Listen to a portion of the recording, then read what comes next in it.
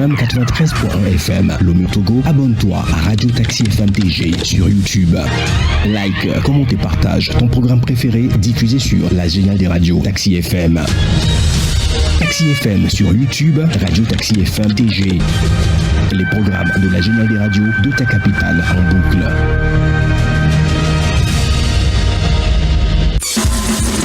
Retrouvez Saint-Irrigator aux commandes de son taxi relooké pour le meilleur du matin.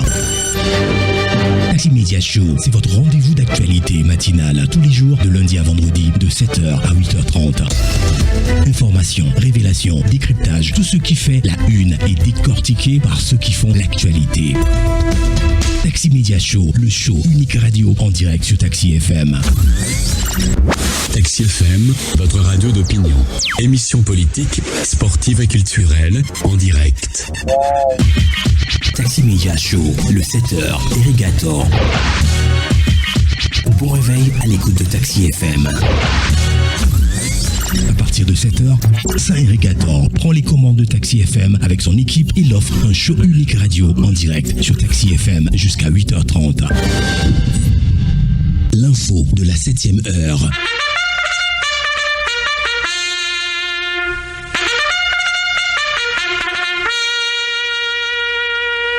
« 7h, 8h15, Irrigator et les rédactions sont à l'antenne pour le show du matin. » Bienvenue, bonjour à tous. La suite de la matinale, c'est l'aventure de Taxi Media Show. Nous sommes ravis de vous avoir avec nous encore ce matin pour cette aventure, bien entendu. Aujourd'hui, c'est mercredi 4 décembre 2024. Bienvenue à tous. Taxi Media Show, Irrigator. Alors, dans les prochaines minutes, notre tour d'horizon traditionnel des rédactions, nous avons choisi de visiter 5 rédactions ce matin. La Manchette sera au téléphone avec nous, avec Sylvestre Béni. Le Mania Libéré avec Abbas Issaka, le journal de la bonne humeur, le journal Sika avec Gérard Ouessan, 7h30, et Actu Express avec Isidore Sassou à Color, et puis on aura aussi au téléphone Jérôme Sossou, c'est lui le patron du journal Le Triangle des Enjeux. Vous restez avec nous. Taxi Media Show, première marche. Notre première marche ce matin, nous allons faire un tour rapide donc à la rédaction du journal La Manchette. Nous sommes en ligne avec Sylvestre Béni. Sylvestre, bonjour. Oui, bonjour Eric et bonjour à toutes et à tous. Merci de nous avoir rejoints à l'antenne. On va d'abord parler, on va parler d'abord de la constitution de la 5e République en Togo. 5 mois de vérité pour, on va dire, s'affirmer ou déchanter carrément. Pourquoi une telle question? Oui, Eric, vous savez, techniquement, ou lorsque vous voyez un peu, si on prend la transition, aujourd'hui, nous sommes en décembre, donc techniquement, il reste 5 mois. 5 mois pour que la transition finisse. Et donc, à la fin de la transition, normalement, nous devons rentrer dans l'effectivité donc, de la 5e République, puisque le chef de l'État actuel a prêté serment à mai, le 4 ou le 3 mai. Donc, pour ne pas avoir un vide juridique, il faudrait véritablement qu'on en finisse au moins avant le 3 mai. Donc, techniquement, vous comptez, donc, à partir de cet instant-là, vous verrez que nous n'avons que 5 mois pour aller donc à l'effectivité de la 5e République. Mais lorsque vous voyez un peu du côté donc de l'opinion ou des partis politiques, il y a encore beaucoup donc de pourfendeurs, de cette constitution de la 5e République. Beaucoup disent niet, pas question. Madame Adjamagbo, elle est jusqu'à dire que nous allons mettre tout en œuvre pour que cette constitution ne passe pas. Du côté donc du front, on ne touche pas à ma constitution. Mais tu vois, même le thème en soi de l'association en dit long, touche pas à ma constitution de Nathaniel Olympio. Ils sont sur tous les fronts qui vont se battre pour que on revienne donc aux fondamentaux de la constitution de 92. Vous prenez le nouveau mouvement que nous avons aujourd'hui, le mouvement national pour la libération, Freedom, un Freedom Togo de l'ancien ministre Akile Soboko. Ils ont encore animé une émission la dernière fois. Ils disent qu'ils feront tout pour que cette constitution ne passe pas. Donc voilà, donc ils ont 5 mois pour que cette constitution ne passe pas. Et le pouvoir aussi a 5 mois pour s'affirmer. C'est-à-dire triompher de sa décision, oui justement, triompher de sa décision d'aller à cette 5e constitution ou déchanter, parce que si effectivement, vous savez, j'aime beaucoup le philosophe Leibniz qui disait que les idées impossibles sont fausses et les idées possibles sont vraies. Les idées impossibles sont fausses et les idées possibles sont vraies. Donc, ça veut dire que dans tout pays, tout peut se passer à tout moment. Okay. Maintenant, ceux qui disent qu'ils feront tout pour empêcher qu'on aille à cette constitution, ils ont 5 mois de vérité pour s'affirmer ou déchanter. Maintenant, ceux qui disent que oui, bon, voilà la constitution est promulguée, mais maintenant, allons-y. Eux aussi, ils ont 5 mois pour s'affirmer ou déchanter. Donc, nous sommes donc au large, hein, et puis on voit tout. Donc, nous aussi, nous avons 5 mois d'observation, 5 mois de vérité pour voir si ça passera ou ça passera pas. Du côté donc de l'ANC, on dira nous passera. Donc on verra tout ça là, Eric. Ben, écoutez, on lira donc l'article dans votre journal Constitution de la 5e République Togo, 5 mois de vérité, de s'affirmer ou de chanter. L'article donc à lire dans votre journal. Et puis un autre événement sur lequel vous revenez ce matin. C'est un rappel historique. 3 décembre 1991, 3 décembre 2024, il y a 33 ans. L'attaque de la primature et Maître Joseph Kofigo de dire nous étions seuls face à notre destin à l'époque. Oui, en réalité c'est cela. Donc nous sommes revenus sur ces déclarations-là ce matin parce que ça fait 33 ans que la jeune démocratie a été bâillonnée, la jeune démocratie togolaise qui était en train d'être construite parce que vous savez, avec l'avènement donc de 90, du 5 octobre 90, on est allé jusqu'à la conférence nationale qui est devenue souveraine et après un premier ministre a été imposé à Yadema. Donc c'était donc les prémices de la jeune démocratie ou de la démocratie togolaise.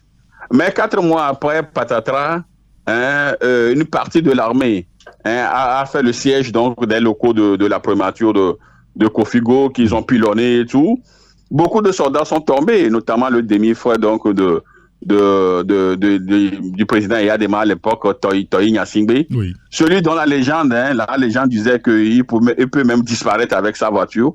Mais le jour là, il est tombé à la primature. Et donc nous sommes revenus un peu sur ce drame donc du 3 décembre, et notamment la déclaration de Kofigo, parce que à un moment donné, il disait que quand les choses devenaient beaucoup plus compliquées pour ces hommes, il appelait ses autres camarades de l'opposition pour savoir ce qu'il faut faire, mais tous étaient injoignables. Tous étaient injoignables. Et donc, lui, bon, finalement, il est seul donc devant tous. Bon, il a sorti donc le takouviré, quoi, pour dire quoi, pour se rendre. Pour agiter, voilà. Oui, pour dire appel, bon, c'est fini la guerre. Oui, pour dire voilà, quoi, c'est fini, quoi, nous, on capitule. Et après, on l'a amené à Lomé de chez Yadema. Il disait que le jour-là, Yadema était encore treillé et tout ça. Bon, ça lui a fait encore monter l'adrénaline et tout. Maintenant, après, on connaît l'histoire. Kofigo s'est toujours défendu que lui, ce jour-là, il avait évité la guerre civile au Togo. C'est ce qu'il a toujours dit. Que c'est ce qu'il fallait faire le jour-là.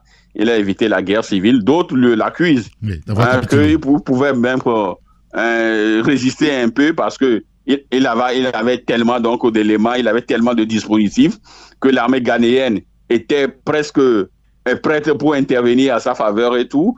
Donc nous sommes revenus pour cette histoire-là. Ce rappel historique, Eric, démontre que nous n'arrivons pas à sortir de l'auberge.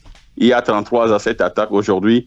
L'horizon est toujours obscurci et on ne voit pas donc le bout du tunnel. Oui. Ça veut dire que les jours passent, les mois se succèdent et tout, les années trépassent, mais nous avons l'impression que le Togo stagne.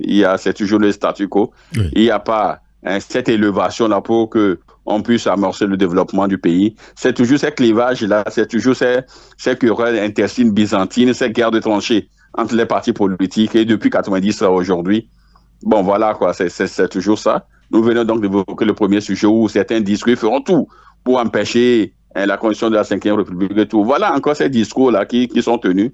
Mais bon, vous voyez un peu les pays voisins, eux, bon, c'est le développement, quoi. Ils sont déjà loin de nous. Oui, c'est ça, malheureusement. C'est curieux, tout ça. En tout cas, c'est un très bon sujet de mémoire, on va le dire, à peu près 3 décembre 1991, 3 décembre 2024, il y a 33 ans, l'attaque donc de la primature. Et Kofi Gold déclaré, nous étions seuls face à notre destin. Et cet article-là, on ne lira nulle part ailleurs que dans le journal La Manchette dans les caisses que ce matin. Un mot sur ce drame social que nos concitoyens sont en train de vivre. Bon, voilà, moi je me mets un peu de côté parce que c'est moi qui en parle. Sauver le peuple de la vie chère, c'est ce que vous écrivez ce matin, Sylvestre. C'est un cri de cœur. Eric, il faut nécessairement le faire. Eric, je vous dis que les Togolais aujourd'hui financièrement sont sous les rotules. C'est un secret pour les Chinois pour dire aujourd'hui que les Togolais ont faim. Eric, les Togolais ont faim. Nous avons faim. Moi-même, j'ai faim. Oui, il faut dire les choses telles qu'elles sont aujourd'hui parce que vous voyez un peu la situation économique du Togo, c'est un drame social. C'est un drame social. Les Togolais n'arrivent pas à manger 3 fois par jour. Et aujourd'hui, manger 3 fois par jour est devenu un luxe au Togo. Les Togolais n'arrivent pas à se vêtir. Ils n'arrivent pas à se soigner. Ils ont tellement de difficultés pour que leurs enfants puissent aller à l'école et tout. Donc, c'est un drame social. Et il faut véritablement qu'on puisse parer au plus pressé pour régler tout cela. Alors, ce matin, nous avons proposé un certain nombre de choses. Nous sommes revenus sur la période covidale où des mesures sociales ont été prises, augmentation donc de la grille indiciaire. Il y a des 10% qui ont été octroyés aux employés donc du public et du parapublic. Au niveau donc des privés, il y a eu des allègements fiscaux et tout. Donc nous sommes revenus sur un certain nombre de choses. Et puis nous proposons, en faisant peut-être un bel hommage à Yadema, à l'époque il y avait donc un 13e mois qui est accordé donc au Togolais. Eric, vous vous rappelez? Oui, bien sûr. Il y a un 13e mois qui est accordé donc au Togolais. Pourquoi pas encore l'essayer? Pourquoi pas essayer ce 13e mois-là? Et puis nous avons proposé un certain nombre de choses ce matin. Nous voulons aider les gouvernants. Nous avons proposé un certain nombre de choses ce matin. S'ils peuvent arriver donc à faire au moins le quart de ce que nous avons proposé, je crois qu'on va sentir déjà un déclic parce que aujourd'hui nous sommes en fin d'année, mais la situation économique est morose. Avant, bon, vous passez à Lomé, bon, il y a déjà les chansons de Noël, mais depuis là, personne ne se soucie même de Noël. Oui, vous voyez. Donc c'est un drame social. Il faudrait véritablement que les gouvernants puissent donc agir pour qu'on puisse sortir donc de cette situation. Mais j'ai l'impression qu'à chaque fois qu'on parle donc des difficultés économiques des Togolais, les gouvernants regardent ailleurs. La dernière fois, on dit que les Togolais ont faim. Le gouvernement est allé signer un accord avec une société de nucléaire. Vous voyez un peu, je le disais entre-temps, vous voyez un peu, c'est-à-dire que entre le peuple et les gouvernants, c'est-à-dire il y a un grand fossé.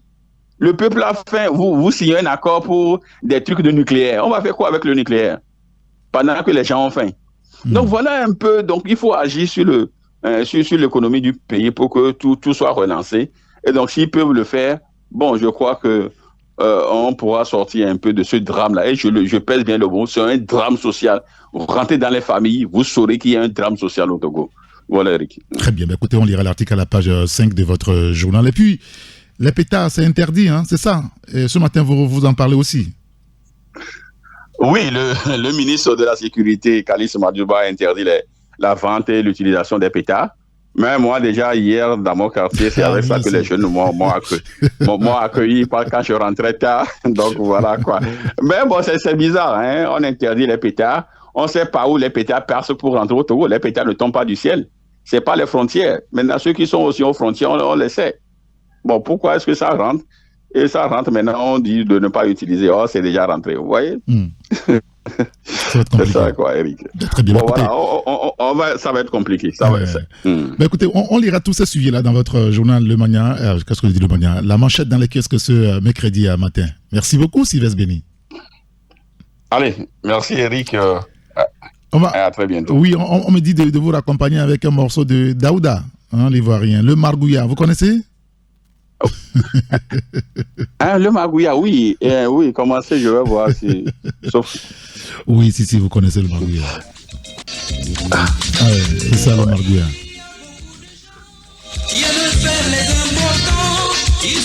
Ok, allez. À très bientôt. Allez, à très bientôt. Bonne journée.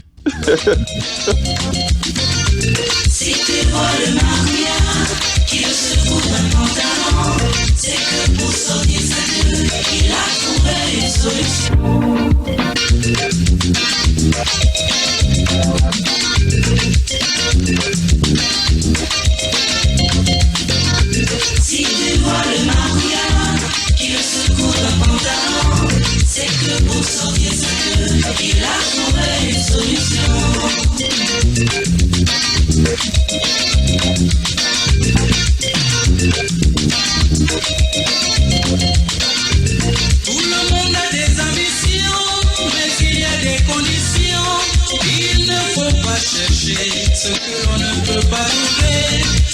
fais ce que l'on peut, mais pas toujours ce que l'on veut. Si tu vois le marquillard qui le secoue un pantalon, c'est que pour sortir il a trouvé une solution.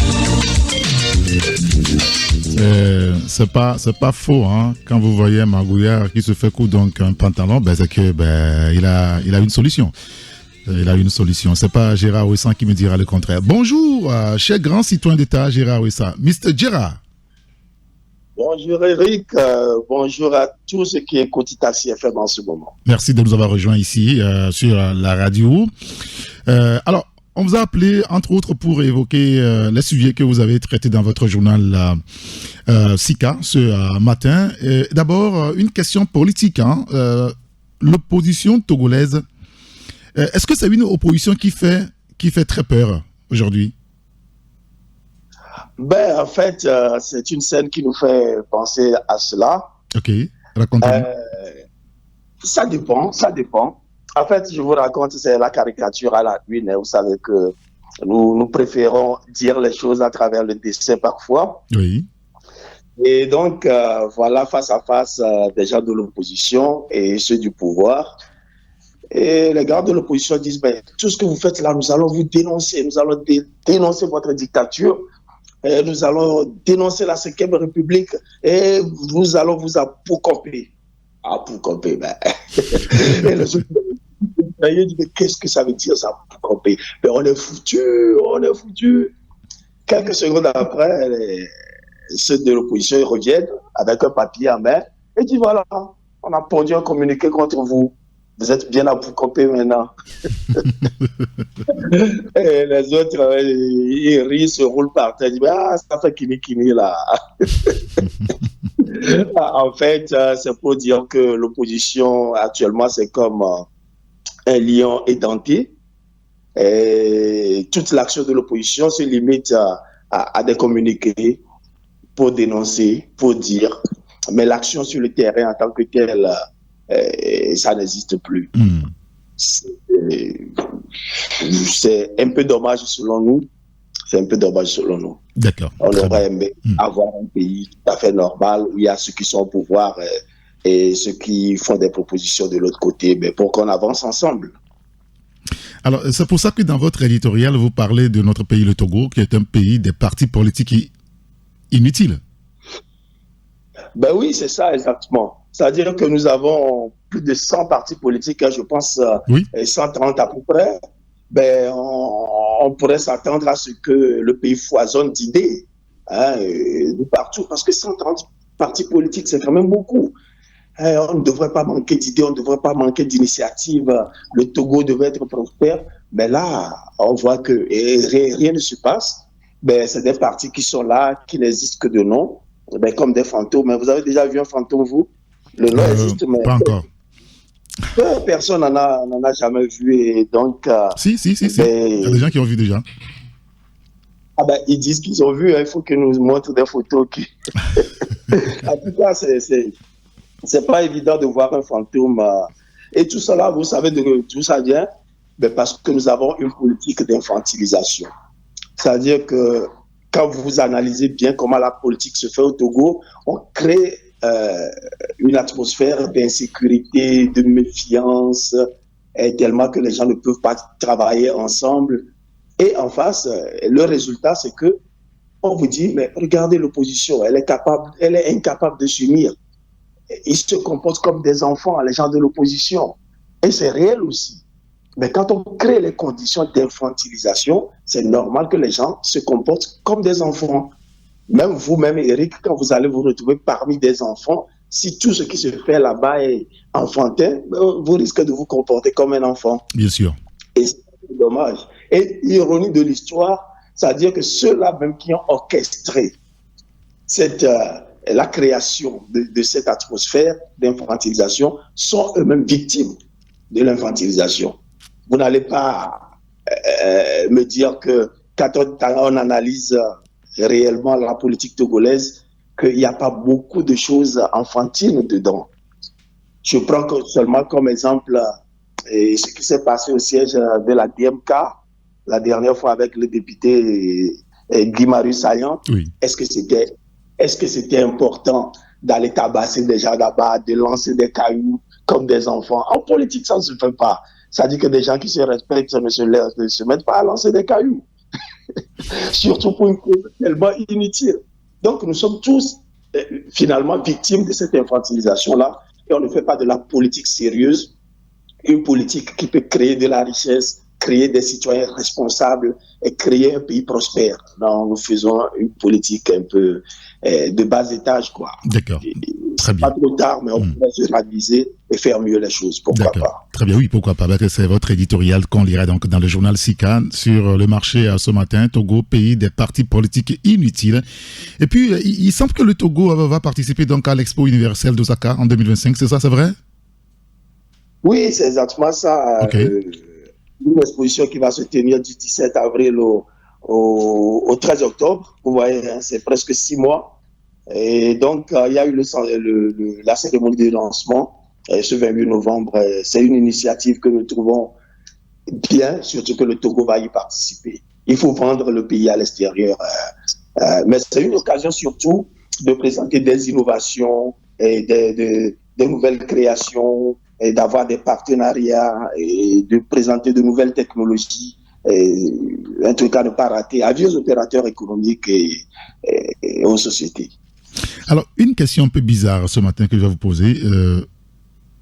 Qu'est-ce que l'information de nos jours, Gérard? Ah ben oui, c'est une question difficile à répondre. Mais disons qu'aujourd'hui, il y a les réseaux sociaux qui foisonnent et qui semblent prendre le dessus sur les médias traditionnels. Mais pour être court, remarquez qu'on trouve un peu de tout sur les réseaux sociaux. Ça veut dire que des choses parfois même dangereuses. Vous allez sur TikTok parfois, il y a des gens qui vous montrent des plantes qu'il faut consommer pour guérir telle maladie. Ben, selon moi, on peut en mourir facilement. Oui, bien sûr. Parce que quelle est la preuve que cette plante-là peut guérir la maladie-là? Et quelle est la preuve qu'en voyant les images, vous aurez bien identifié cette plante-là? Quelle est la preuve que vous n'allez pas confondre? Et tout, et tout, et tout. Donc, nous avons l'impression que les réseaux sociaux peuvent remplacer les médias traditionnels. Or, ça devrait être tout le contraire. C'est-à-dire, aujourd'hui où l'information est partout, il y a plutôt lieu de renforcer les médias traditionnels pour que les gens se disent, mais si je veux apprendre la vérité, ben, il faut que je capte Taxi FM.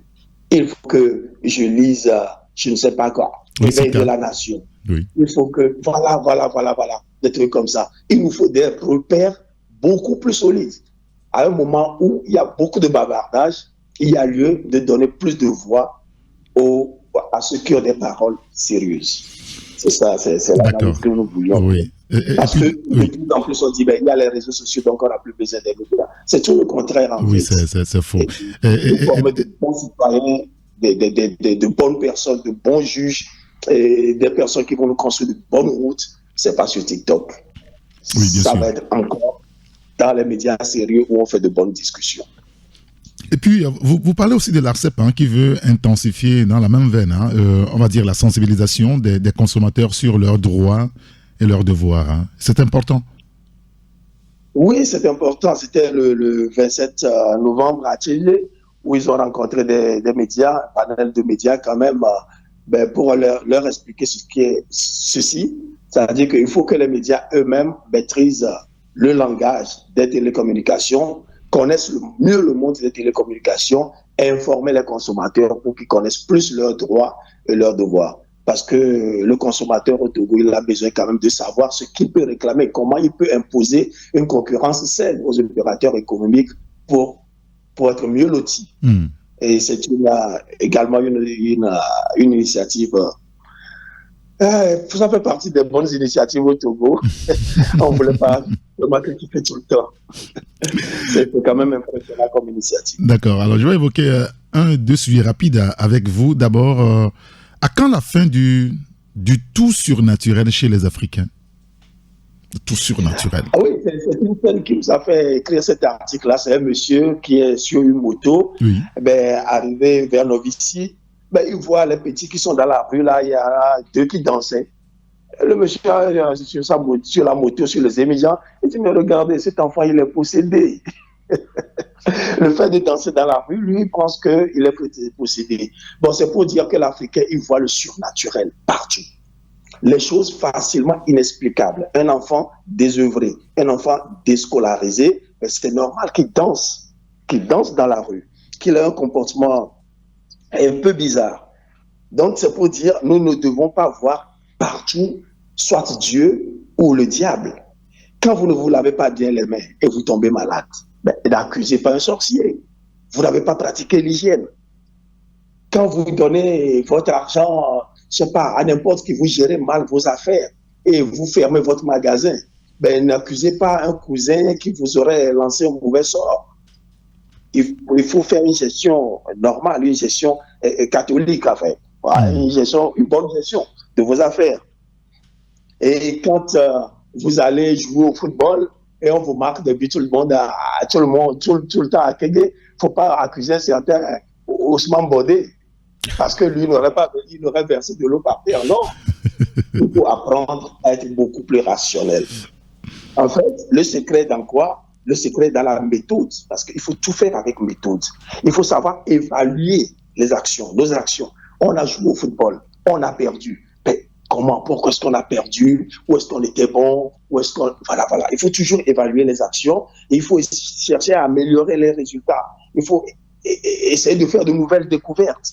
Il faut essayer de transmettre les connaissances. Regardez chez Yadé Bayor aujourd'hui.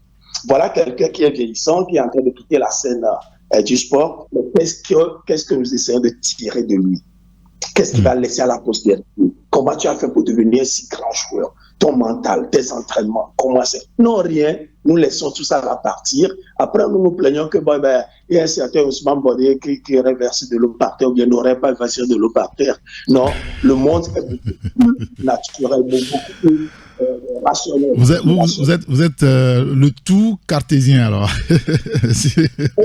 Pas forcément, mais le monde est quand même très, très, très cartésien, oui. D'accord, très bien. Tu vois que Dieu l'a créé comme ça. D'accord, très bien. Regardez seulement comment le soleil se lève et se couche chaque jour. Il n'y a pas de miracle, quoi. Il y a rien.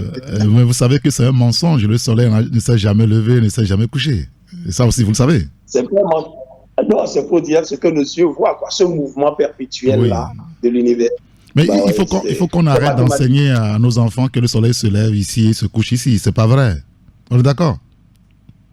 Bon, disons qu'aux petits-enfants, on peut encore le dire. Mais quand on va évoluer, il faut expliquer. Commençons pas à dire la vérité, même aux tout petits, ils comprendront. Ça, c'est vrai aussi. Oui, ils comprendront. Aujourd'hui, pas très savants. Comment? Surtout qu'aujourd'hui, les enfants sont très tôt savants. Ah oui, bien sûr. Donc, c'est un mensonge qu'on répète de génération en génération. Le soleil se lève à l'est et il se couche à l'ouest. Des conneries de ce genre-là. Écoutez-moi, excusez-moi de le dire, mais il faut que nous aussi, on apprenne à dire la vérité, quoi.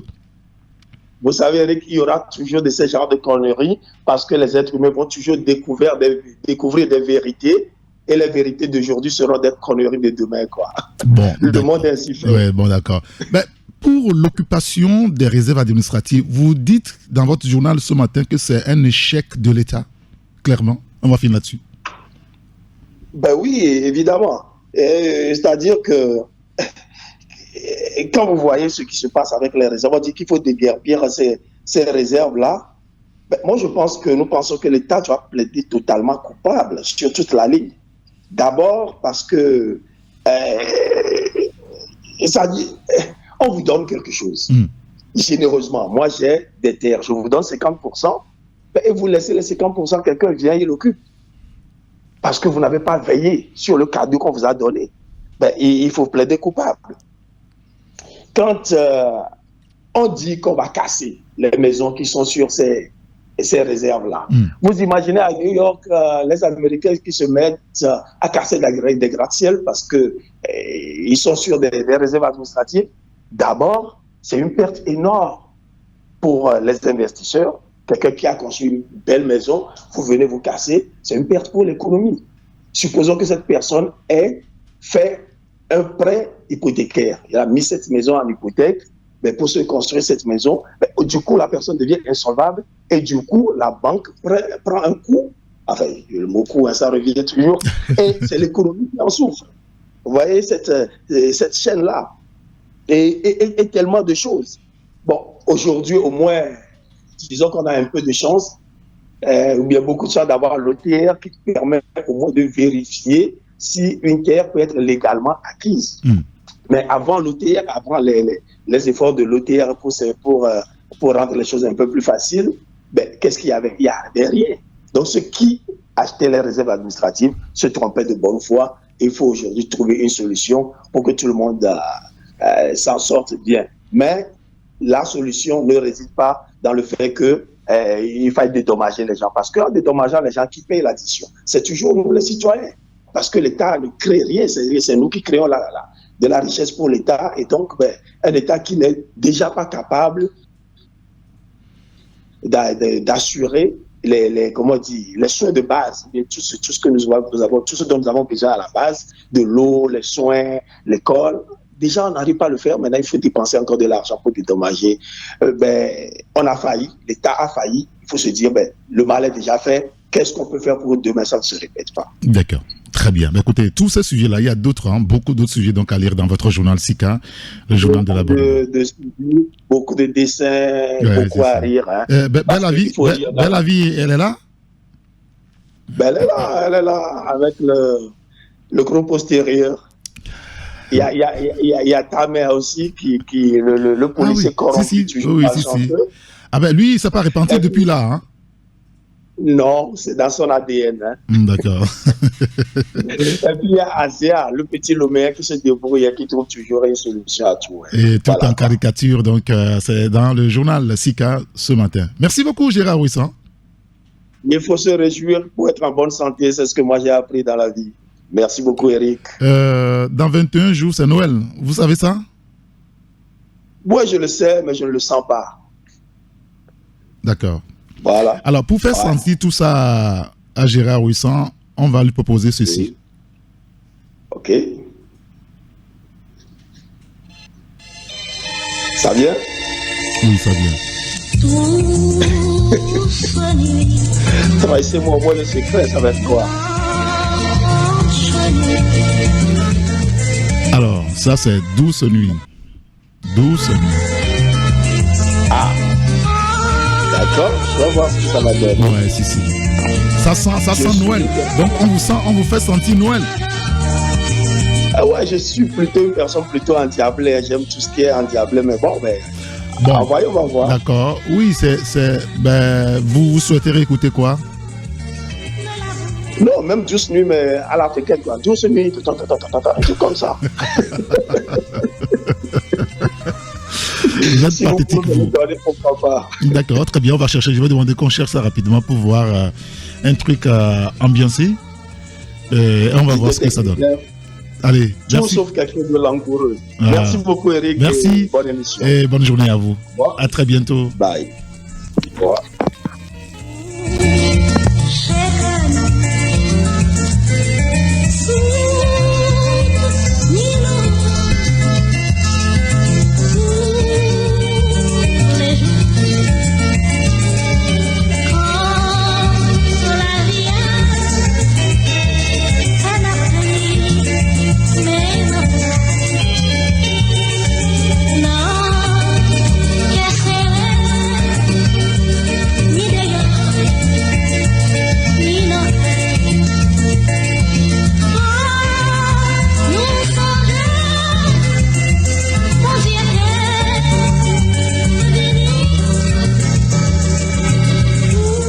Voilà, Douce Nuit, on va chanter tout ça, Jingle Bell et tout le reste jusqu'à Noël et même après Noël, jusqu'à l'octave de Noël, après donc la fête du 25 décembre, on reviendra sur ça.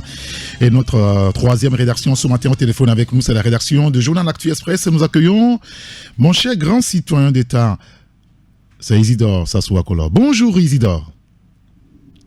Bonjour Saint-Irrigator et bonjour à toutes et à tous. Merci de nous rejoindre ce matin. Et clairement, vous êtes sans embâche. Hein. Vous parlez de bradage du patrimoine togolais, Togocom qui devient Yas et Timoni devient Mix by Yas. Et ça, vous n'êtes pas d'accord. Hein. Ah, si c'est de l'euphémisme, s'il y a un mot plus dur que ça, je vais l'utiliser.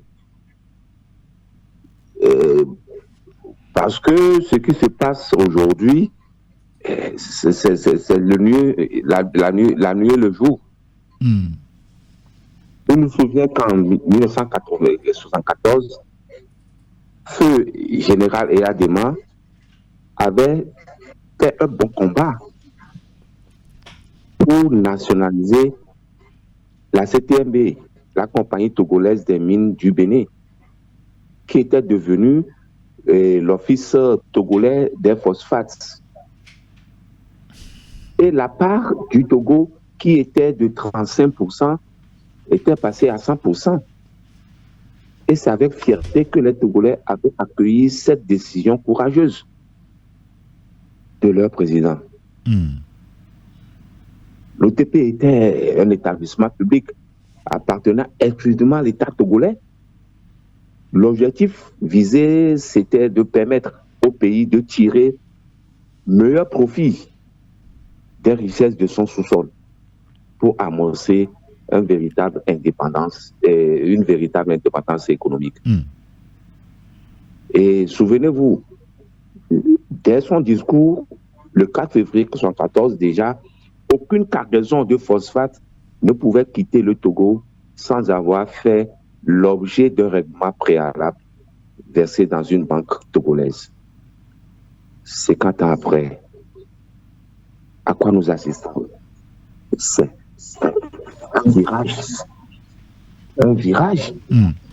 On assiste impuissant à une privatisation à tout vent des sociétés d'État. Le phosphate togolais pour lequel le feu général Eyadema s'est battu serait aujourd'hui phagocyté par l'Israélien Rafi Aderi, qui serait plutôt conseiller officieux du président Faure Gnassingbé sur des questions minières. Le clinker aussi est bradé aux Indiens, Scan Togo. Et c'est dans ce pays, au Togo, où les Ghanéens et les Burkinabés s'approvisionnent de la mine. C'est au Togo que le paquet de ciment coûte plus cher. Le port autonome de Lomé, le seul port en eau profonde de la sous-région ouest-africaine, mais est confié aux étrangers, notamment Vincent Bolloré et les Chinois. L'aéroport international Gnassingbé Eyadema est dans la main des Chinois. Prenons l'exemple des banques. En dehors de l'UTB, l'Union togolaise des banques, toutes les banques sont privatisées. La dernière en date, vous vous souvenez, c'est la BTCI qui est devenue IB Bank. Bref, l'histoire retiendra que sous Faure Gnassingbé, tous les secteurs ou presque sont privatisés, y compris les hôpitaux, avec cette soi-disant approche contractuelle qui a montré ses limites. Et donc, voilà autant de Faure Gnassingbé en vient aujourd'hui à regretter le général Gnassingbé Eyadema, pour vous, hein? Ah oui, pour beaucoup de Togolais. Le jeune fait regretter le vieux qui s'est battu et a obtenu quelque chose pour les Togolais. Et ça faisait notre fierté. À cette allure, il ne reste qu'à privatiser le Togo et nous distribuer les dividendes. Non, Isidore, quand même. Isidore.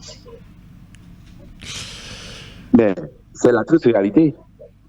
D'accord. En tout cas, dans votre journal Actu Express ce matin, vous parlez des bradages du patrimoine togolais. Togocom devient YAS et Timoni devient Mix by YAS. On ira l'article à la page 3. Et puis, presque dans la même veine, vous parlez de Blue Line togolais. 10 ans après le mirage, le Ghana inaugure une vraie, on va dire, révolution ferroviaire. Ah oui, je vous transporte, c'est kaléidoscope, hein. Oui. En avril 2014, à la veille des présidentielles 2015, Faure Gnassingbé et son ami Vincent Bolloré faisaient les gros titres à Lomé en inaugurant le train Blue Line Togo. cet événement organisé à grande pompe était présenté comme une révolution dans le transport ferroviaire. Que de nini. Voilà où nous en sommes. 10 ans après, le fameux train n'a jamais été opérationnel. Au-delà des 5 km qu'il a parcouru pour une démonstration médiatique qui tend la gare. Oui, Coquetim là-bas, là-bas d'Aronou, là. Oui, la gare, pas d'Aronou, ça c'est. Bon, bref, au niveau du ministère du Commerce. Oui. Mais ça s'est arrêté même sur la voie avant d'être.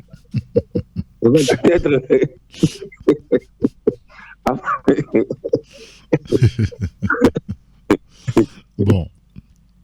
On a compris. Voilà.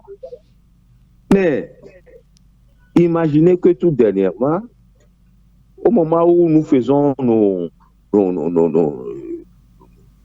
propagandes, pendant ce temps, le Ghana, voisin de l'Ouest, a tracé sa route vers la modernité. Vendredi 22 novembre dernier, le président Nana Akufo-Addo a inauguré une nouvelle ligne ferroviaire à écartement standard reliant Tema à Mpakaba. Non, plutôt Mpakada. Mais c'est un projet ambitieux. On voulait voir ça, il faut que Fort Gnassingbé nous fasse rêver. On ne le sent pas. Depuis 10 ans, Blue Line, Blue Zone, et tout ça, là. Mais Kakaveli, le train ne peut plus passer même de la gare à aller à Kakaveli. Mais tous ces projets, les 20 plus de Fort Gnassingbé, où est-ce qu'il les a mis? Ce n'est pas normal. D'accord. Ben écoutez, nous voulons que nos autorités nous fassent rêver. D'accord, très bien. Ben écoutez, on lira l'article à la page 7 de votre journal. Vous parlez ce matin aussi de la Société Nouvelle de Boissons, SNB. Ne jetez pas vos capsules, la voiture s'y cache, c'est ça? Il y a un jeu en cours, c'est ça? Ah oui, il y a un jeu en cours, mais malheureusement, beaucoup n'y croient pas. Mais, mine de rien, si vous jetez votre capsule, vous risquez de perdre un gros lot. Il faut toujours ouvrir le diamant, parce que hier, les capsules, il faut enlever la gomme. Il y a un trésor qui s'y cache. Là, vous nous invitez à aller boire de l'alcool, ça, hein? Parce que là, pour pouvoir avoir les capsules, enlever tout ça, il faut aller boire d'abord. Il faut aller acheter. On achète, on boit, et puis... Non, je parle aux inconditionnels de la bière. D'accord. De ne pas jeter ces capsules. D'accord. On est d'accord. Bon, on en a compris tout ça. On va laisser donc les inconditionnels de la bière découvrir l'article. Ne jetez pas vos capsules. D'accord, très bien. Parce que la voiture 4x4 bike 4 by Diwa s'y trouve. Okay. Et c'est lors de leur journée, et à la fois, ils ont parlé, les responsables ont parlé qu'ils constatent que beaucoup n'y croient pas. Mais s'il advenait que la capsule qui contient la voiture, le groupe prix, est jetée sans être... la capsule n'a pas été découverte pour découvrir le trésor qui s'y cache, ce serait un problème aussi pour eux, parce qu'ils ne peuvent pas rendre cette voiture à quiconque. D'accord. très bien. On a compris. Et puis, un mot rapide sur le sport et l'élection au niveau du CNO Togo, des fédérations suspendues aux abois aujourd'hui, c'est ça? Ah oui. C'est de là que je suivais ce développement, puisque le CNO Togo devait organiser son assemblée générale les jours à venir. Mais il y a 4 fédérations, notamment la fédération de natation et sauvetage, oui, la fédération de hockey, la fédération d'escrime et la fédération de cyclisme qui sont exclus. Et la raison que je trouve aussi fondamentale, c'est le refus de ces fédérations de transmettre une base de données fiable des athlètes qui animent leur fédération. C'est tout à fait normal.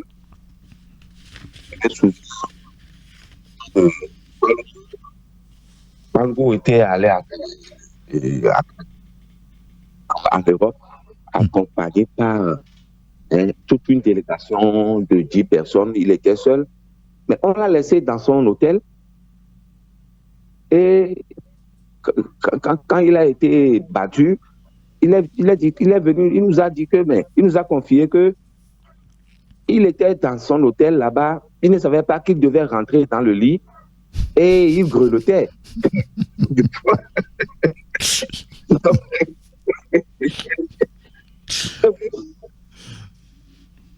Mais quand il s'agit des Jeux olympiques ou là, les présidents de ces fédérations, ils vont avec leurs copains, leurs copines, leurs coquines, leurs copains, je ne sais quoi, et laissent les vrais athlètes sur le carreau. Donc si de là Demarpaki pouvait faire ce ménage, c'est une bonne chose. Et l'autre point de discorde, c'est la souscription de ces athlètes à une police d'assurance. Les gens vont penser que ça coûte cher. Nous avons fait une petite enquête autour de la chose. Il paraît que, je ne dirais pas qu'il paraît, de sources dignes de foyer vraies, vous pouvez souscrire à la police d'assurance à hauteur de 50 000 francs pour au moins 15 athlètes. Ok. Donc, nous tirons chapeau le président sortant du CNO Togo pour faire le ménage. D'accord, très bien. Ben, écoutez, tout ça, c'est dans votre journal Actu Express, dans le kiosque ce mercredi matin. Merci beaucoup, mon cher Isidore Sassoua Koulon. C'est plutôt moi qui vous remercie. Alors, on me demande de vous accompagner avec un morceau d'un vieux que vous connaissez très bien, Agboti Yaomaouina. Ces temps-ci, je crois que le technicien propose toujours des morceaux d'Agboti Yaomaouina. Je ne sais pas pourquoi. Mais Mediagor, c'est avec ce titre-là qu'on me demande de vous accompagner. Ça vous va? Je ne fais pas. Je ne veux pas de faire de mea culpa, mais j'accepte. On a compris. Allez, merci et bonne journée. Et okay. à tout à l'heure à la gare, à 11h. À tout à l'heure à la gare.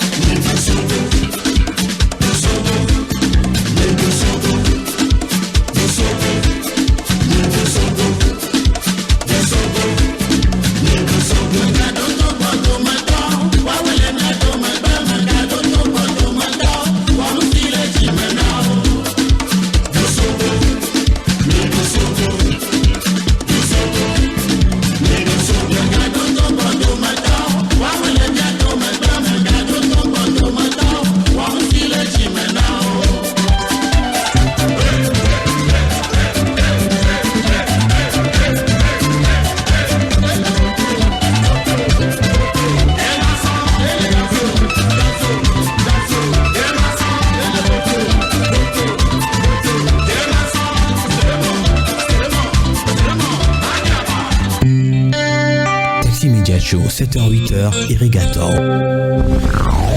Tout de suite, la pub.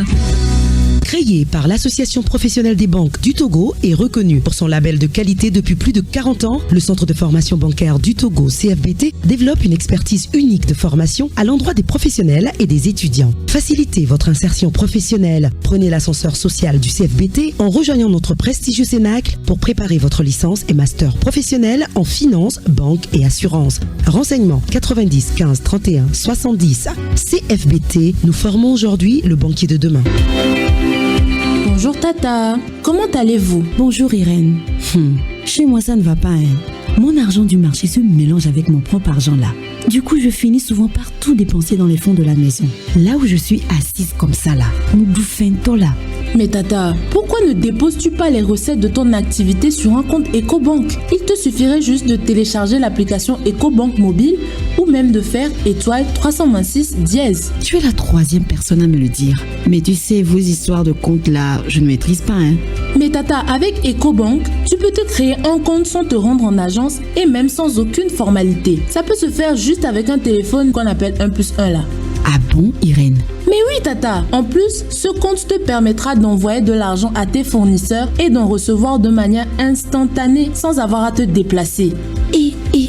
Je dis, hein, tu dis que c'est un compte que j'ouvre comment même hier? C'est très simple, Tata. Je t'explique. Grâce à EcoBank, ouvrez un compte bancaire avec votre téléphone en faisant étoile 326 dièse ou téléchargez l'application EcoBank mobile sur Play Store ou App Store. Activez le compte en y faisant un versement et profitez des fonctionnalités d'un compte ordinaire. Offre soumise à condition. Pour toute information, contactez le +228 22 53 76 50 ou écrivez à l'adresse assist@ecobank.com. Bienvenue au Canal Plus Campus. C'est ici qu'on a les meilleurs sportifs. Si tu veux t'inscrire au foot, va voir Monsieur Mbouya et Monsieur Gatoun. On ne les a jamais vus toucher un ballon, pourtant ce sont les meilleurs pour analyser un match. Pour les bagarreurs, allez voir Monsieur Mpanzu. Et pour les grands fans de basketball, vous aurez aussi du spectacle. Les plus belles rencontres sportives, commentées et analysées par les meilleurs experts. 100% de la Liga eSport, la Première Ligue, l'UEFA Champions League, le MMA ou encore la Basket Africa League et la NBA. La rentrée sur Canal+, c'est 10 sur 10. La vie est meilleure quand on a droit au bonheur. Et le bonheur se vit au quotidien quand on a une sauce qui nous rafraîchit le corps. Voltique, une eau minérale naturelle avec une alliance unique de sels minéraux et son goût inaltéré pour procurer une santé de fer. Produit au Togo, certifié ISO 22000, prix international du meilleur goût, la bouteille de Voltique est 100% recyclée car notre engagement est de contribuer à un monde propre et meilleur. L'eau minérale naturelle Voltique apporte tous ses bienfaits à toute la famille. Avant, pendant et après le sport, buvez Voltique. Ne dites plus haut, dites Voltique. Retour des tubes dans un instant sur Taxi FM. Taxi FM. À partir de 7h, Saint-Irrigator prend les commandes de Taxi FM avec son équipe. Il offre un show unique radio en direct sur Taxi FM jusqu'à 8h30. Taxi Media Show, deuxième marche.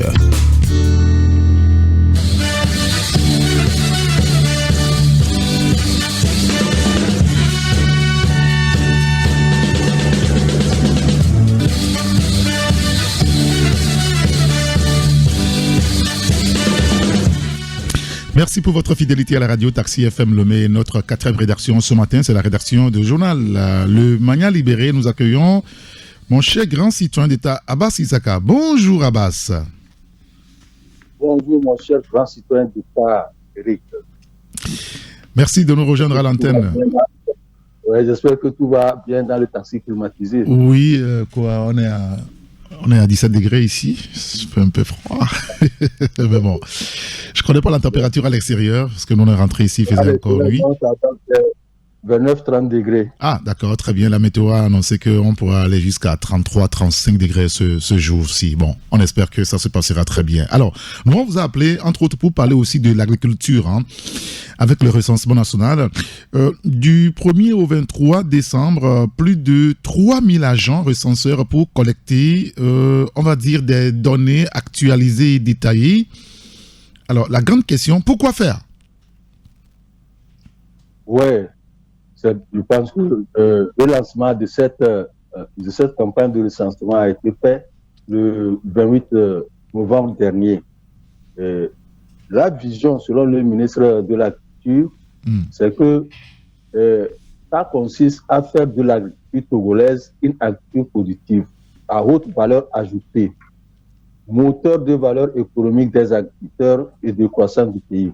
Donc, à travers cette vision, le gouvernement ambitionne d'améliorer la productivité et les rendements agricoles, d'assurer la sécurité alimentaire au Togo, de renforcer les industries de transformation agroalimentaire et d'améliorer l'accès des producteurs au financement et au marché. Donc, c'est l'essentiel de l'information. Donc, il va s'agir plus spécifiquement de faire la cartographie du secteur, mettre en place le système permanent intégré des statistiques agricoles, développer un système moderne de diffusion et d'archivage des statistiques agro-pastorales, fournir aux agriculteurs et aux acteurs publics, privés et bilatéraux, multinationaux, ainsi qu'aux organisations des producteurs et de la société civile des données statistiques fiables. Donc, c'est pour cela que cette campagne a été lancée et ce recensement, le dernier recensement remonte à 12 ans et je pense qu'il y a des problèmes qui n'ont pas été corrigés. Donc, pour ce faire, il y a du 1er au 23 décembre 4000 agents identifiables à leur gilet et badges seront déployés sur tout le territoire afin de collecter des données auprès des exploitants agricoles. L'objectif final est de disposer d'une cartographie actualisée du secteur et de doter le pays des statistiques agro-pastorales fiables qui serviront dans les prises de décision. Donc, ces agents, ces exploitants iront à la rencontre des agriculteurs dans leurs contrées respectifs pour des interviews sur le nombre d'agriculteurs dans la famille, les acteurs, les cultures pratiquées, les superficies exploitées ou encore les infrastructures socio-collectives dont ils disposent. Donc, c'est pour cela ce recensement est accompagné par la Banque mondiale et la FAO. Donc, c'est une étape supplémentaire vers la réalisation des projets pour l'alimentation des Togolais. Parce qu'il faut faire de l'agriculture une agriculture très, très, très solide, permettre aux acteurs de vivre de leur agriculture. On a vu ce qui s'est passé avec les forats qui ont été organisés par le chef de l'État il y a quelque temps, pour expliquer leurs projets également.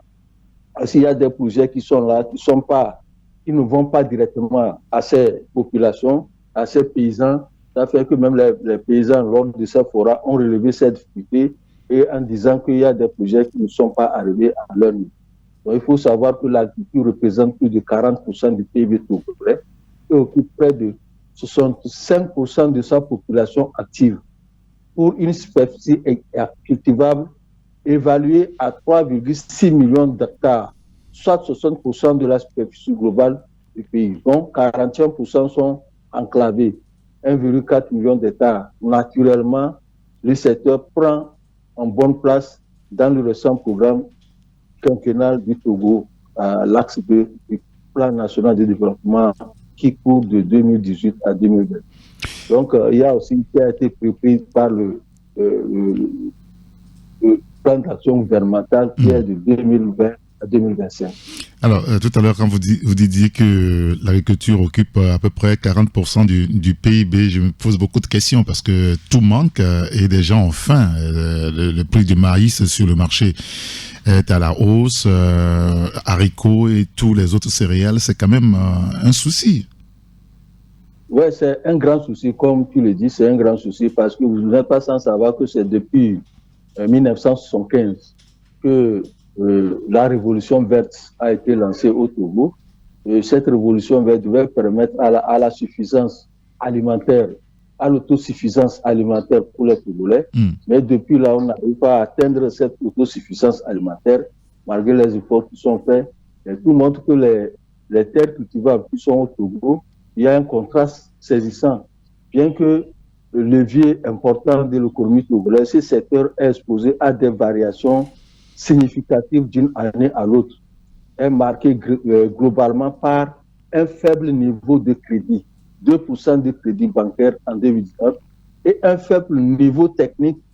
25% des exploitants bénéficient d'un appui technique des structures d'encadrement. L'utilisation d'engrais concerne 16% de ces cultures et 80% des cultures cultivés sont emblasés avec du matériel aratoire, coupe et autres là, qui n'a pas été amélioré. Pour le moment, c'est qu'il faut faire de telle sorte que ce recensement qui va se faire, que les gens n'arrivent plus à utiliser ces roues, coupe et autres là. Il y a les tracteurs.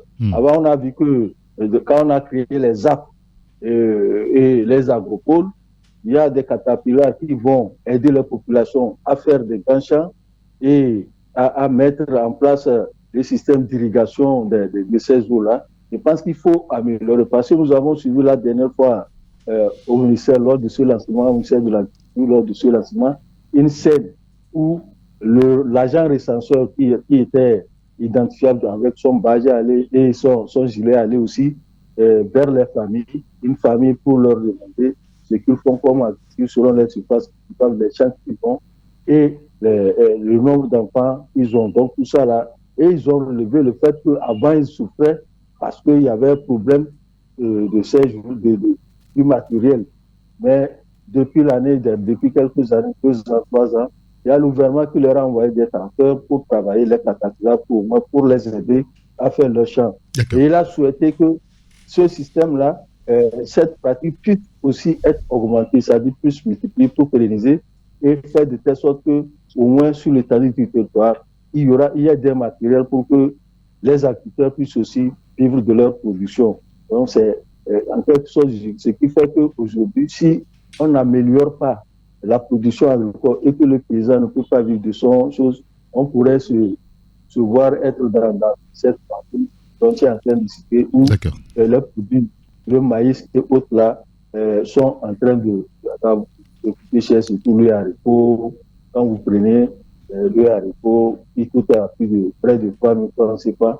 Donc le maïs, on a fait certains statistiques, on dit que ça est en train de baisser. Donc il faut faire des efforts. Le gouvernement doit faire des efforts à partir de ce 5e recensement pour que les paysans et les consommateurs puissent aussi être à l'aise dans ce pays. D'accord, très bien. Écoutez, on lirait donc l'article là dans votre journal Panorama de l'agriculture au Togo aujourd'hui et demain, c'est dans le journal Le Mania Libéré. Un élément, avant de vous laisser partir, on est en fin d'année, on va le dire ainsi, et vous attirez l'attention de nous consommateurs sur un fait. Attention aux produits périmés. Et l'obligation d'intensifier aussi les contrôles dans les marchés et supermarchés aujourd'hui, Abbas Issaka. Ouais, vous savez, les fêtes de fin d'année se riment avec l'introduction des produits périmés, des produits contrefaits et autres sur les marchés au Togo. Et ça, c'est du fait de ces commerçants véreux, de ces commerçantes véreuses qui veulent gagner beaucoup plus. Il y a des gens qui vont même jusqu'à changer même des étiquettes des produits, surtout des boîtes de conserve et surtout des liqueurs, des boissons et autres là. Donc vous avez vu que la dernière fois, c'était le 30 novembre dernier, madame le ministre Sambiani a fait une descente d'opinion dans les marchés d'Aïdo-Gomé. Elle a également allé au marché d'Auraolato où elle a donné des conseils aux commerçantes donc, pour le contrôle des prix. Donc, et sur la qualité des produits et les conditions de conservation des denrées alimentaires essentielles. Bon, on s'est rendu compte vite que c'est beaucoup plus de la communication qu'autre chose, hein, Bastaka. Excusez-moi de le dire, mais... C'est à ça que nous voulons en venir, parce qu'on ne peut pas faire de cette genre de descente pour dire qu'on a fait des contrôles. On dit que ces contrôles seront intensifiés sur toute l'étendue du territoire. En fait, nous avons dit que ce que le ministre a fait, c'est une bonne chose. C'est comme c'est un lancement qu'elle allait faire dans ces marchés-là. Okay. Donc, il faudrait qu'il y ait les inspections de contrôle qui sont là, qui doivent continuer le travail. En fait, j'ai vu l'aspect de la présence de la ministre au niveau d'un marché comme un truc de lancement qu'elle a fait. Donc, aujourd'hui, il faut permettre à ces inspecteurs de contrôle qui sont là, qui vont descendre dans les marchés. En principe, ça devait commencer même depuis le mois d'octobre ou de novembre, parce que les produits sont déjà arrivés. Les gens ont fait déjà introduire leurs produits dans les marchés. Et ces produits sont arrivés de quelque part. Et la dernière fois, on nous disait qu'il fallait même estampiller, c'est-à-dire faire le marquage des produits pour que ça puisse, au nom des produits togolais, pour que ça puisse être consommé de façon locale et qu'on sache que c'est des qualités que nous sommes en train de consommer. Mais on voit que en cette fin d'année-là, si on commence en décembre, comment est-ce que ça peut se faire? Donc, les opérateurs économiques qui font des stockages et de certains produits mis en vente se trouvent être des produits périmés nuisibles à la santé. Donc, la ministre dit qu'elle a profité de cette sortie inopinée pour vérifier les stocks et rappeler aux opérateurs que le non-respect des dispositions officielles est passible de sanctions.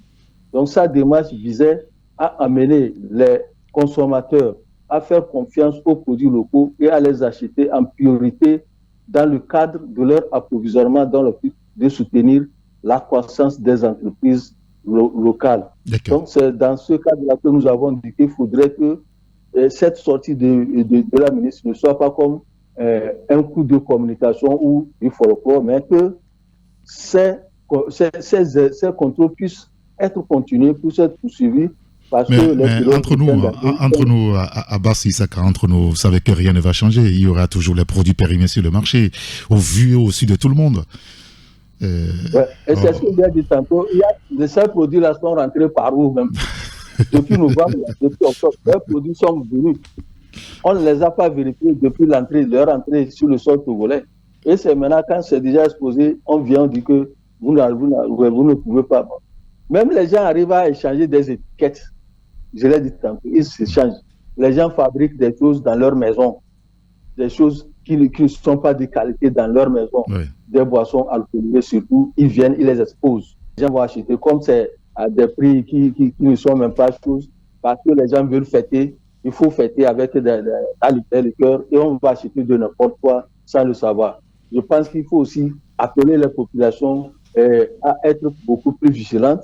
Il faut aussi sensibiliser les populations de façon à ce que lorsque vous allez acheter des produits dans les marchés, que ça soit fait, que vous-même vous contrôlez la date d'expiration, que vous contrôlez la boîte.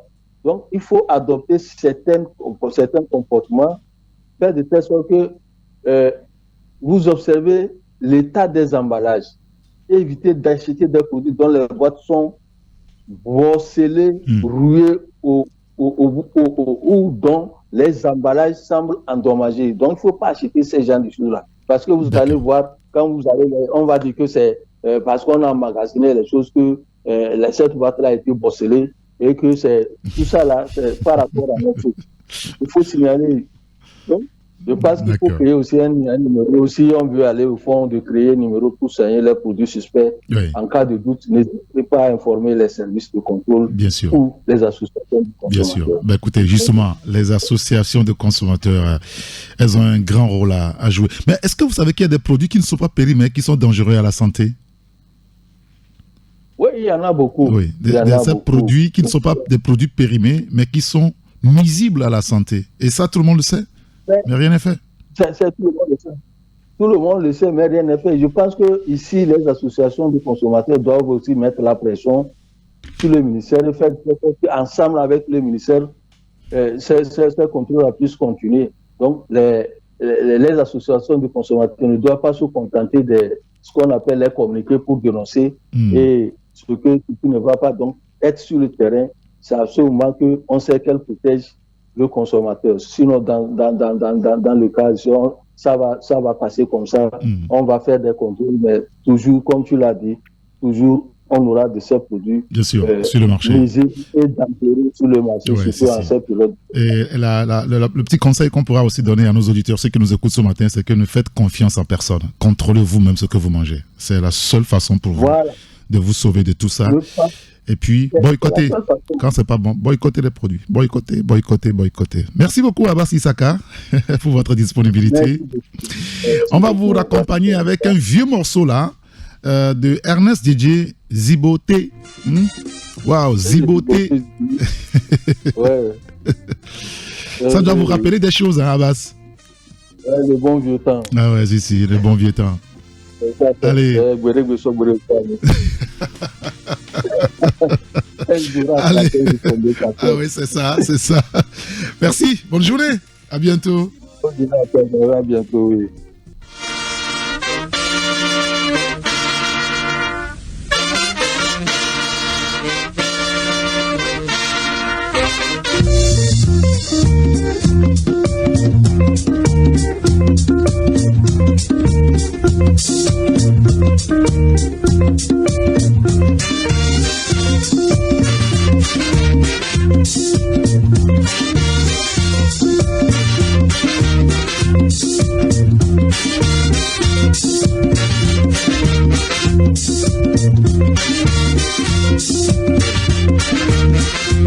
Abirugwe azikatogbo haye iwirire.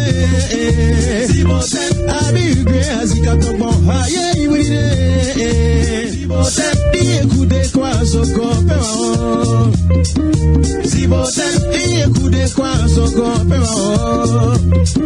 Zibote agbawara pa yurugwe wanwa tumire. Ye tumire. Zibote reta gege pa yurugu wanwa tumire. Wa tumire. Zibote koko zakiri kurumu wasu abure verea.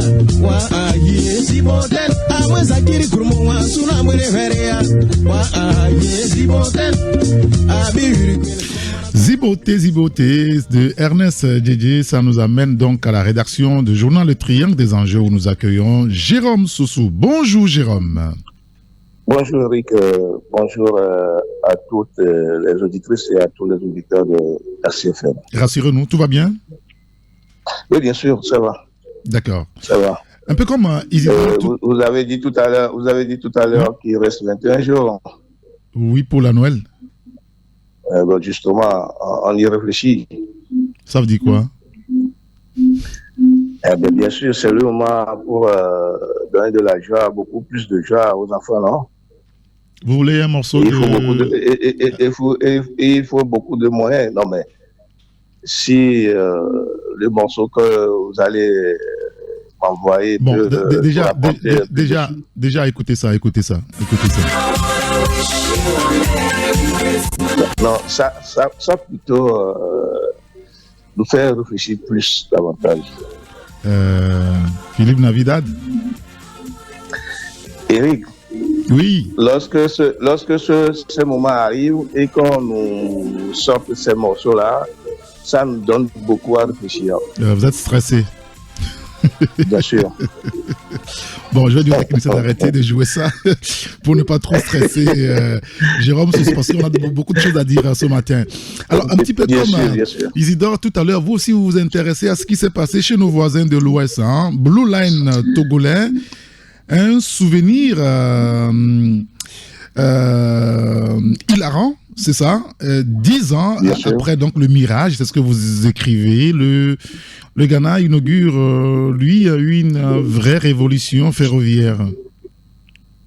Oui, bien sûr, le confrère Isidore a fait un grand développement sur le sujet. Je l'ai suivi avec beaucoup d'intérêt et ça m'a beaucoup plu.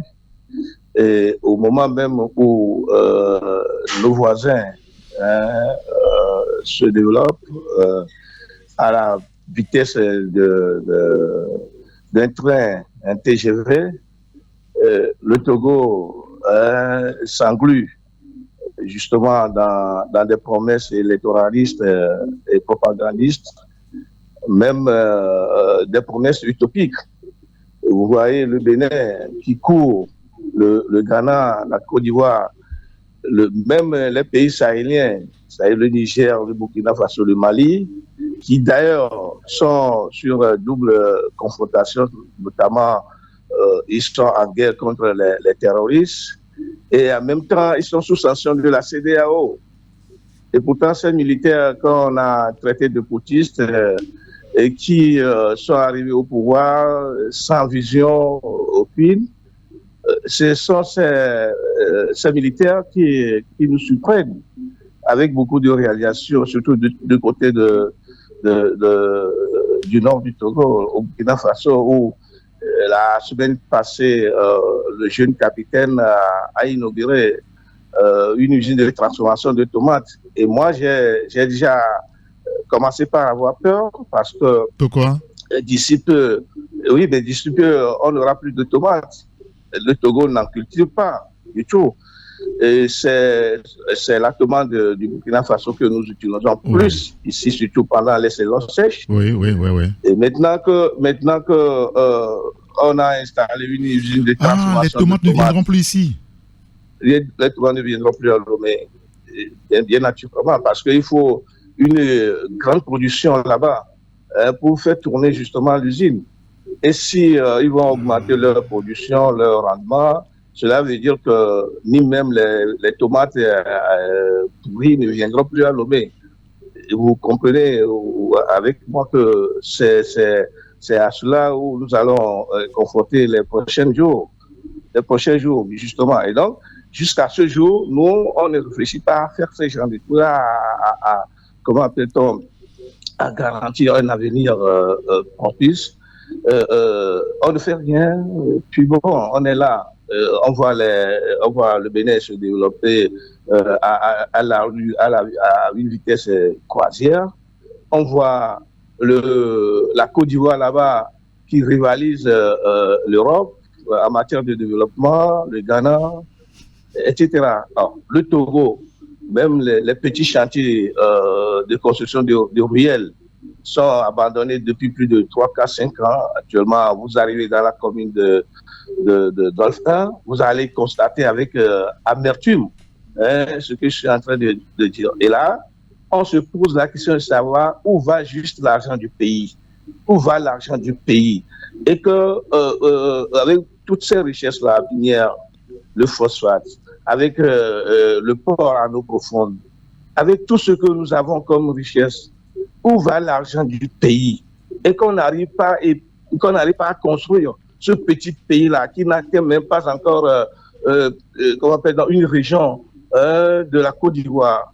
Mais c'est triste, c'est véritablement triste. Qu'est-ce qu'on fait avec l'argent du pays? Et là, le chef de l'État vient dire qu'il y a une minorité qui accapare les biens du pays sans véritablement les inquiéter ou inquiéter cette minorité-là. Où va l'argent du pays?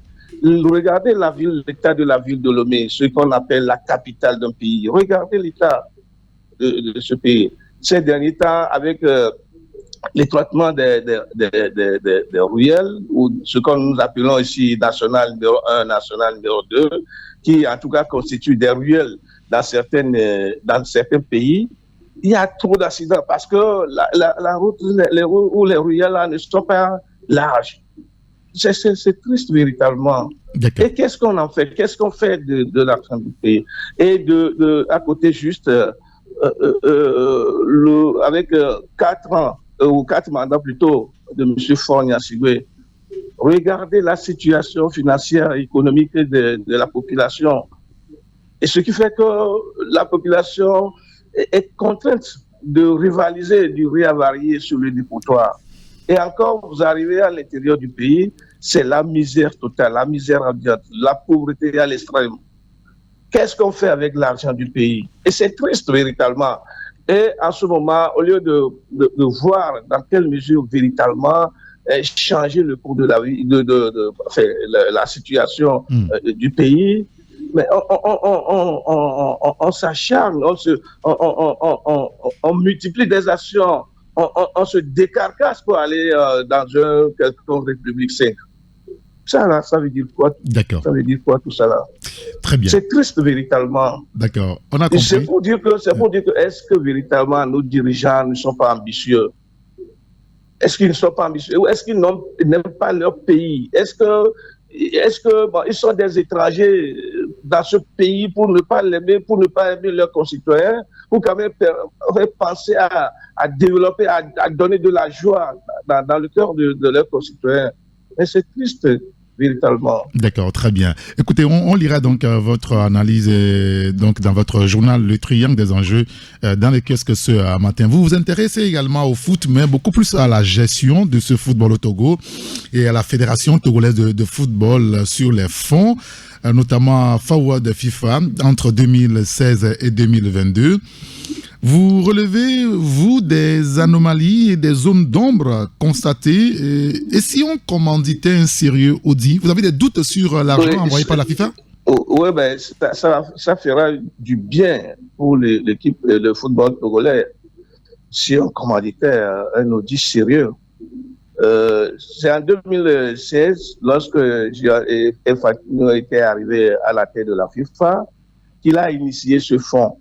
Et ce fonds est destiné pour les activités suivantes. La compétition nationale de toutes les catégories d'âge, y compris les activités de football, de base, de futsal et de beach soccer.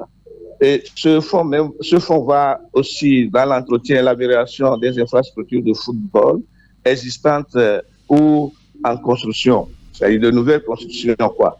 Et le fonds va également dans le soutien aux équipes nationales pour améliorer justement leurs performances.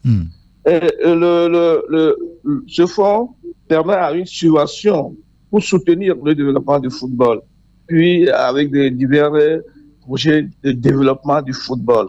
On parle du développement du football. Nous sommes un peu amusés en parcourant le site de la FIFA. Et nous sommes tombés sur un rapport bilan de la FTF qui comporte, en tout cas, l'intervalle de 2016, lorsque Gianni Infantino a instauré ce fonds à 2022. Parce que ces fonds-là sont attribués à toutes les fédérations, aux 211 fédérations qui se trouve dans la gestion de la FIFA. Et donc, le Togo aussi bénéficie de ces fonds-là. Et lorsque nous avons parcouru un peu le rapport bilan fait par la fédération à la FIFA, nous sommes tombés sur des anomalies. On a dit que les fonds sont destinés au football, uniquement au football, le développement du football, pour les équipes nationales, pour le football à la base, etc. Mais nous avons constaté dans le rapport que le Togo a engagé au total 11,4 millions de dollars, c'est-à-dire ça avoisine ou ça dépasse un peu plus de 6 milliards. Et dans les 6 milliards ou dans les 11 millions 400, dans les 11,4 millions de dollars, il y a ce qu'on appelle une rubrique qu'on a appelée administration et gestion, la gouvernance. Oui. Nous nous sommes posé la question de savoir c'est quoi l'administration, la gouvernance. Et la gouvernance et l'administration a déjà coûté 3,5 millions de dollars sur les 11 millions, sur les 11,4 millions de dollars. Suivez-moi bien. Le voyage des hommes de la FTF a coûté 1,3 million de dollars. On a parlé de projets. Et dans ces projets, on a dit l'aménagement de certains terrains. Et ça a coûté 4,3 millions de dollars. Et là, je me suis arrêté pour me poser une question. Est-ce qu'il s'agit de la rénovation du stade municipal d'Atakpame et de Sokoé? Oui, il s'agit de ça, parce que les terrains synthétiques, les trois pelouses synthétiques. Puisque nous sommes posés cette question, parce que nos informations nous ont renseigné que le chef de l'État a contribué à un hauteur très important dans l'aménagement ou dans la rénovation de ces stades-là. Non, mais excusez-moi, Jérôme. Si véritablement. Excusez-moi, mais on sait tous que c'est un projet de la FIFA, c'est pelouse synthétique. On sait tous que c'est ça. Je suis d'accord. C'est-à-dire que. Et qu'est-ce qui a dit que c'est le chef de l'État? Un projet. Non, mais je dis que le chef de l'État, nous, selon nos informations, le chef de l'État aurait contribué à une hauteur importante dans la rénovation. C'est-à-dire qu'il y a une partie des fonds alloués par la FIFA et une partie des fonds alloués par le chef de l'État qui ont contribué à la rénovation selon nos informations. C'est ce que je suis en train de dire. OK. Et plus loin, on nous a dit que 2,4 millions sont allés justement, c'est ce que je disais, dans les infrastructures, la rénovation, etc. Et ce qui nous a choqué dans tout ça là, les équipes nationales pour lesquelles, c'est-à-dire le football même pour lequel on a alloué ces fonds, les équipes nationales, U17, U20, U23, puisque nous jouons avec ces catégories-là. Puis l'équipe nationale A. Et puis l'équipe nationale féminine. Et avec les compétitions, les différentes compétitions des équipes nationales du Togo, avec leur déplacement et hébergement, tout ça là, ça a coûté 1,7 million de dollars. Comparativement à 3,5 millions de dollars que l'administration et la gouvernance a utilisé. Alors que l'argent est destiné véritablement pour le développement du football, masculin et féminin. Est-ce que vous me suivez? Et dans le même rapport, on dit que le football féminin a occupé juste 0,3 millions de dollars. Mais il y a quelque chose qui ne va pas. Il y a quelque chose qui cloche véritablement.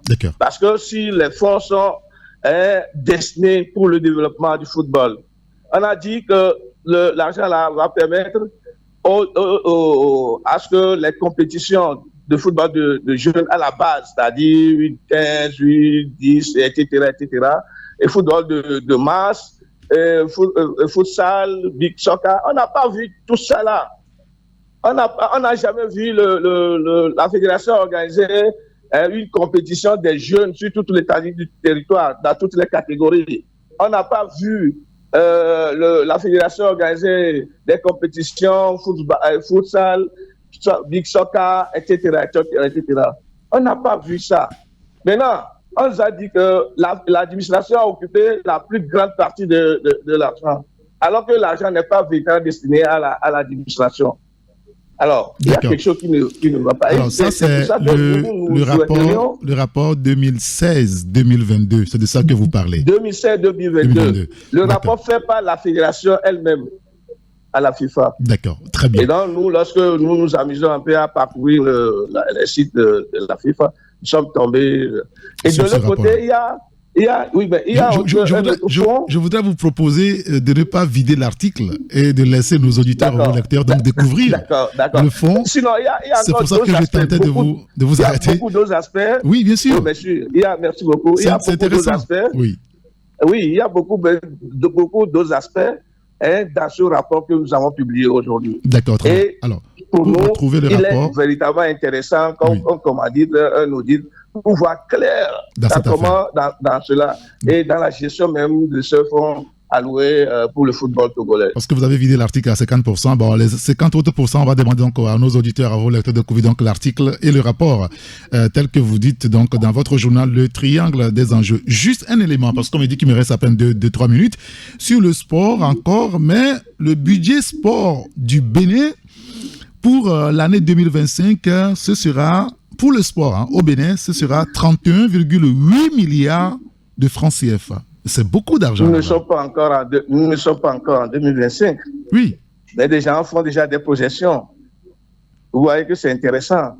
Il n'y a pas longtemps, on a parlé de 33 milliards de francs CFA engagés par le football béninois. C'est-à-dire dans toutes les catégories, c'est-à-dire y compris les installations, les infrastructures, les académies, etc., etc.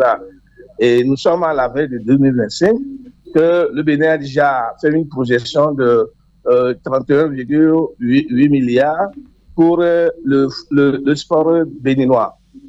Et au Togo, on dit quoi? L'année qui vient qui s'étend vers la fin là, on nous a parlé de 1,3 milliard pour les sports du Togo. Et vous voyez, et des gens veulent qu'on ait les résultats. Comment ça? C'est pas quelle magie ça va arriver. C'est pas quel miracle ça va arriver. Mais, je continue pas à me poser cette même question. Où va l'argent du pays? Aujourd'hui, c'est le sport qui domine. La politique ne donne plus rien. La politique ne donne rien d'ailleurs. La politique, c'est la division, c'est les frustrations, c'est la guerre entre les populations, c'est des mécontentements, c'est des frustrations, c'est des prisons, c'est des exils, etc., etc. Mais le sport, ça apporte quand même des médailles, que ça soit en bronze, etc. Et ça donne du plaisir à tout le monde. La dernière fois, bien même que le Togo n'est pas qualifié pour la CAN, notre dernier match à Kéké, lorsqu'on a gagné la Guinée par 3-0, et ça nous avait donné de la joie. Alors, pourquoi ne pas investir beaucoup d'argent dans le sport? Aujourd'hui, vous voyez les karatés, pratiquement tous les sports, mais les fédérations, c'est dans les sacoches. Et les réunions se tiennent sous les cocotiers. Il n'y a pas du tout, il n'y a pas de moyens pour faire évoluer le foot au Togo. Mais si on ne veut pas développer, si on ne veut pas construire les ruelles du Togo, mais qu'on mette de l'argent dans le sport et pratiquement dans le football pour que ça nous donne de la joie, du moins. D'accord, très bien. Il faut qu'on nous donne du plaisir là. D'accord. Nous ne sommes pas des esclaves. Qu'on nous donne du plaisir, du moins. Message compris. On lira donc tout ça dans votre journal Le Triangle des enjeux dans le kiosque ce mercredi matin. Merci beaucoup, mon cher grand citoyen d'État, Jérôme Sossou. On se tient.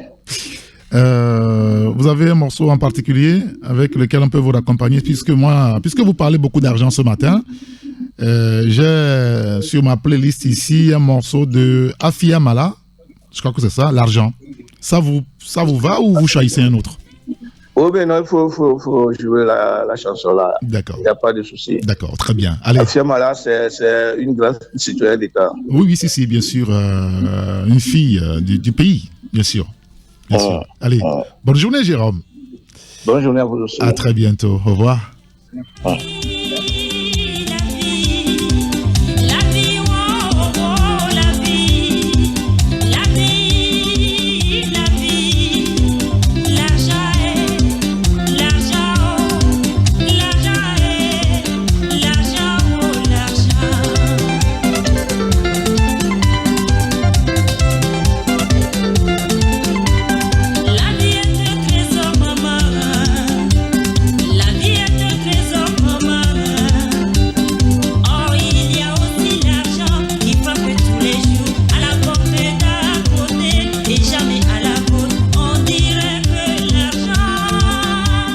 J'ai des propositions de chants, puisque Jérôme a dit bon voilà que je choisisse ce qui m'a été proposé, Afia Mala, l'argent.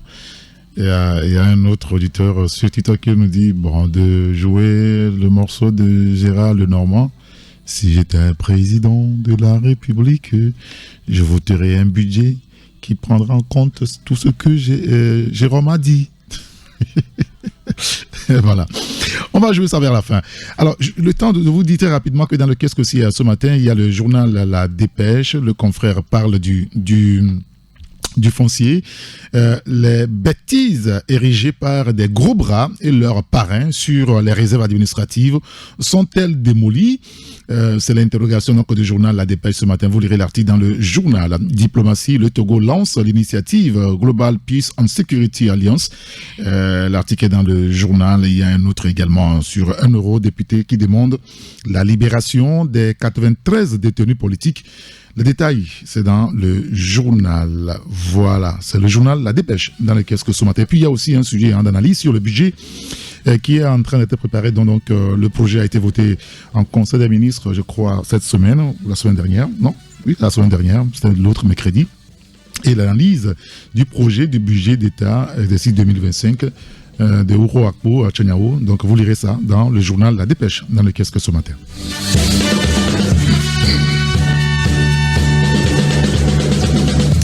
Il y a la lanterne qui est aussi dans les kiosques avec l'exhibition en tenue indécente, dépravation sur le site de la foire.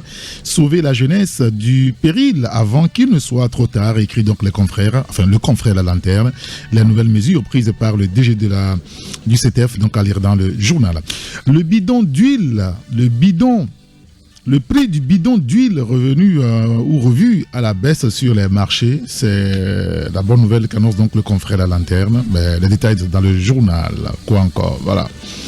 Au Sénégal, le fonds de développement de la presse passe à 4 milliards de francs CFA. Et chez nous au Togo, s'interroge le confrère, qu'avons-nous fait à notre destin? Autre interrogation à lire dans le journal La Lanterne, dans les kiosques ce matin. Il y a le Messager qui est aussi dans les kiosques. Le confrère revient sur la transition énergétique innovante et durable. Le Togo va s'installer. On va installer donc des réacteurs modulaires. Le Togo va installer des réacteurs modulaires. Qu'est-ce à dire tout ça? Un accord trouvé avec la société américaine Nano Nuclear Energy. Alors, on cherchera à mieux comprendre donc, ce sujet. En tout cas, en attendant, vous lirez donc les détails dans le journal Le Messager, dans lequel ce matin, le confrère revient également sur le sommet de la coopération énergétique en Afrique de l'Ouest pour une énergie durable. Lomé abrite donc le premier sommet du genre. Les détails, c'est dans le journal Le Messager. Nous, on en profite pour saluer notre confrère Tchaboré Bouraïma. Et le dernier journal avec nous, c'est le Libéral qui parle aussi de la transition énergétique, signature d'accord entre le Togo et la société Nano Nuclear Energy. Les détails, c'est dans le journal. Les secrétaires généraux des gouverneurs nommés, un autre élément, et puis le 5e recensement agricole, des opérations officielles lancées. Les détails de tout ça, c'est dans le journal Le Libéral, dans les kiosques ce matin. Alors, on va récapituler les journaux qui sont dans les kiosques. Il y a, outre le Libéral, vous avez la Manchette, le Triangle des enjeux, la Lanterne. Vous avez aussi la Dépêche, il y a le Messager. Vous avez Ecofinance qui est aussi dans les kiosques ce matin. Le confrère parle du financement durable au Togo avec la BAD qui approuve une garantie partielle de crédit de 200 millions d'euros. Ah bon? 200 millions d'euros. D'accord, très bien. On a compris. Il y a aussi le quotidien Togo Presse qui est aussi dans le caisse. Le confrère parle aussi de la société Nano Nuclear Energy, le Togo qui signe un protocole d'accord. Et puis le sommet sur la coopération énergétique en Afrique de l'Ouest ouvert hier donc à Lomé. Les détails de tout ça, c'est dans le journal Le Quotidien Togo Presse. Alors, outre Togo Presse, vous avez Actu Express qui est aussi dans les kiosques. Il y a le Libéral, je l'ai dit, le Mania Libéry. Vous avez quoi d'autre? Je pense que c'est ça. Voilà, donc tous ces journaux dans les kiosques ce matin. On va s'arrêter là pour aujourd'hui. Merci donc aux 5 confrères qui étaient au téléphone avec nous ce matin. Sylvestre Béni, du journal La Manchette. Abbas Issaka Lemania, libéré. Le journal de la bonne humeur, le journal Sika, avec Gérard Roussan également. Sika qui est dans les kiosques ce mercredi. Il y a Actu Express. Isidore a cloté au téléphone avec nous. Et puis Jérôme Sossou du journal Le Triangle des enjeux. Et on va se séparer. Appelez-moi cet irrigateur. C'est juste toi qui est donc à la technique. On se sépare sur cette mélodie. Écoutez bien, de Gérard Lenormand. Si j'étais président. Il était une fois à l'entrée des artistes un petit garçon blond au regard un peu triste.